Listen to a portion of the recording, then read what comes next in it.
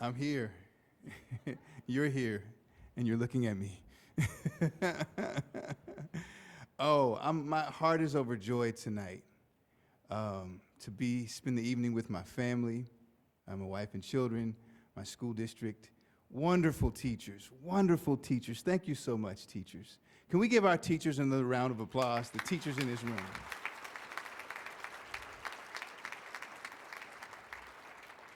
DC, I'm proud of you. And I can't wait to say that in person. Thank you so much.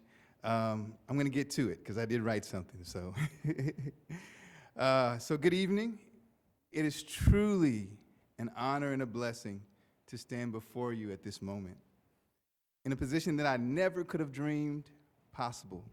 The opportunity to represent the amazing professionals in this room and across the state as we lift up students to do great things. The educators, stakeholders here tonight, along with supporters of teaching and learning, hold the key to a brighter future, both locally and nationally, unlocking the inspiration of young scholars who will use their creativity and imagination to be the problem solvers of today and beyond. This has been an immensely challenging year. However, teachers have risen to the occasion and continue to do great things in spite of the circumstances, as evidenced by the many success stories that we heard tonight. My journey is a story that depends on the grace of God, the strength of a village, and the inspiration of teachers. In the late 80s, my family and I settled in North County, St. Louis, coming home to the neighborhood that my father grew up in, Kinloch, Missouri. Kinloch is the oldest African-American community to be incorporated in the state of Missouri, with many black soldiers, many of them being black soldiers arriving home from World War I in the 1920s. The city was once a destination point for African-American families looking to raise their children in a community where they would thrive and be valued. In Kinloch lies legacy for my own family. My great-grandmother, Hattie Stevenson, also affectionately known as Mama Dee, helped to establish the Kinloch Fire Department and stayed involved in her local church and local government. My grandmother, Elizabeth Hutcherson Rux, taught at the all-black Vernon School in Kinloch and was the first African-American to teach white students once the district was incorporated with the Ferguson-Florissant School District, where I now teach. However, by the time we moved in, things had changed. Over time and circumstance, the city began to diminish. Most businesses had closed or moved away, houses were abandoned, and streets were in disrepair. Being from Kinloch, although cherished by many who still lived in the city, became a negative mark to others.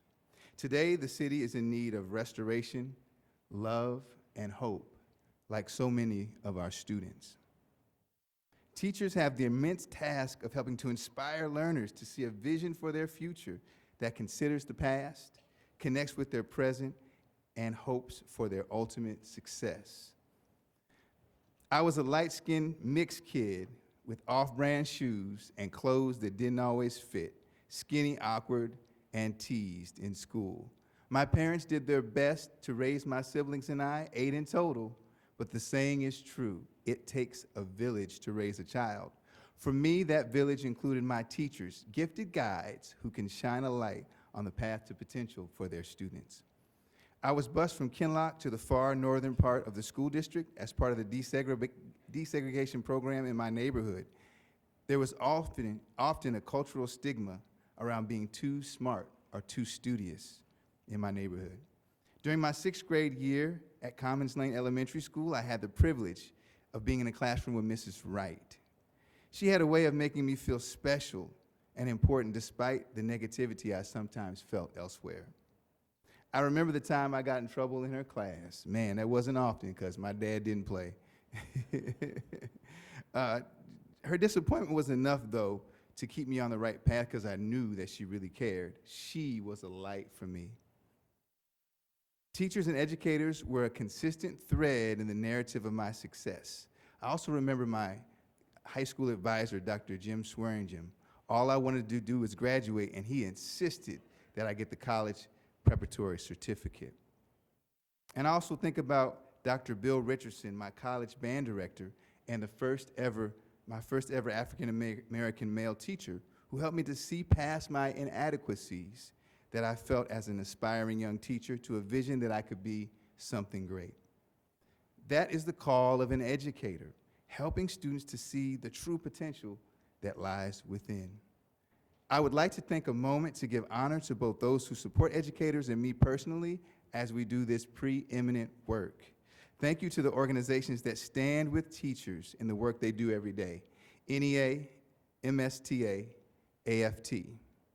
Thank you to Dr. Margie Vanderven for your tireless leadership and work as commissioner.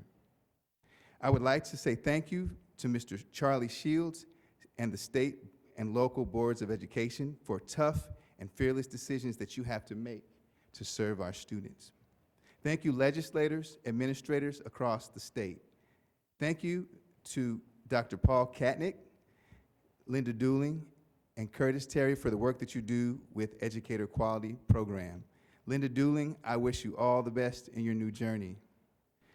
Governor Mike Parsons, thank you for your attendance tonight and the support of teachers in our state.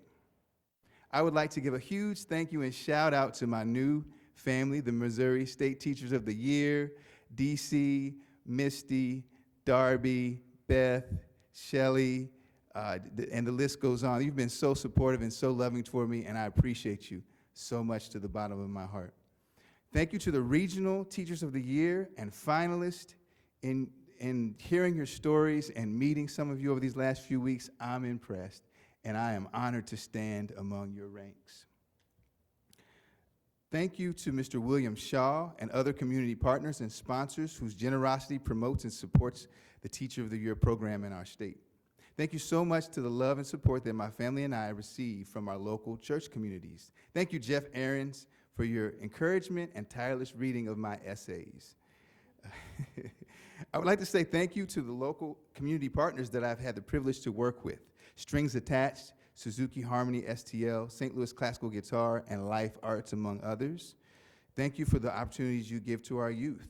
I would like to take just a moment and pause and give honor to my wife, Miki Lau Young, my children, Sasha, Naora, Enosh, Imuna, Simeon, Naomi, and Elsie, who sacrifice hours away to only get half of me sometimes when I come home from a hard day. Miki Lau, thank you for being a supporter, innovator, inspirer, and the love of my life. You are amazing. Yeah.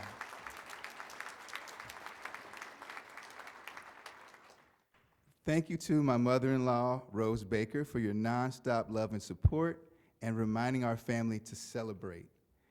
I would like to thank and honor Dr. Davis, the board members, administrators, everyone here tonight representing and supporting me. You all are awesome. Thank you so much for being here. I would like to give honor to my head principal, Ms. Francois, and my supervising principal, Dr. I. Dr. I, I've told you before, your leadership, your mentorship, your coaching have been invaluable over these last 2 years, and I really appreciate you. I'd like to say a thank you to Dr. Jennifer Andrade for being my longtime friend, mentor, former principal. Yeah, I'm putting you on blast. You've helped me grow tremendously, and I love you for it. I would also like to honor my former colleague and co-teacher, Judy Brown, who poured every ounce of her heart to the work that she did for students. I've learned so much from working with her, and I'm truly grateful for that time. I would also like to say thank you to my collaborating teaching partner, Carly Moore, for walking with me through the craziness of this year and more to come. I would like to give honor to and a shout out to my entire Johnson-Wabash 6th grade center family for all the work that you do to make a difference in the lives of our students and community.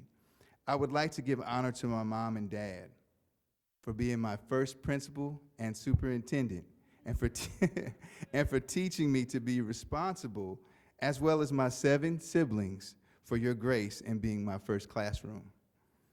Mom, thank you for blueberry muffins, long conversations, and love when I was away in the Army feeling lonely and unsure of my path.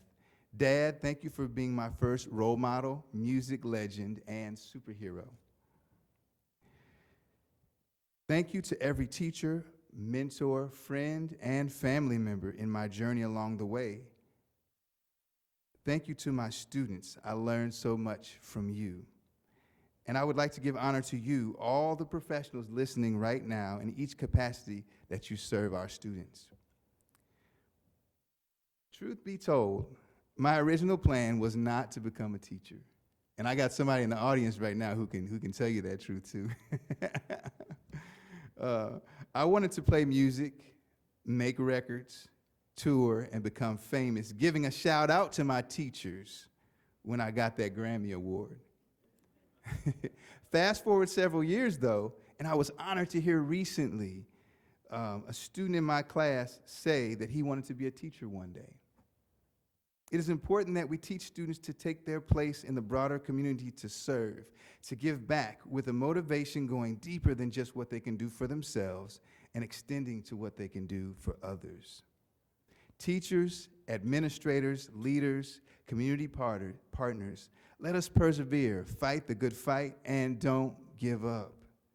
You are a teacher, and you are an inspiration to someone whose future depends on it. Students need someone to believe in them and tell them they can do something great.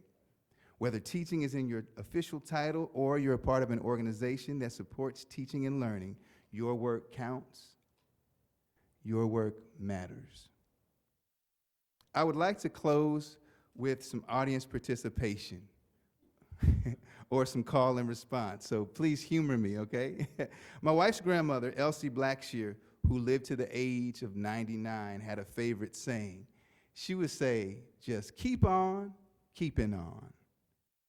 I'm gonna make some statements, and in response, if you agree or you can relate, I want you to say the phrase, keep on keeping on. All right, so we're gonna practice. Here we go, 3, 2, 1. Keep on keeping on. Yes, that's it, all right. All right, so here we go. When you've had your third cup of coffee, but you still feel exhausted, you gotta keep on keeping on. All right. When you give it your best, but you still don't feel success, you have to keep on keeping on. All right.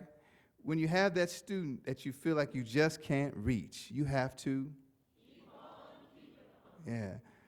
When you bomb that lesson and you have to reteach, you have to keep on keeping on. When the world seems upside down and things just don't make sense, you have to keep on keeping on. Because somebody depends on you.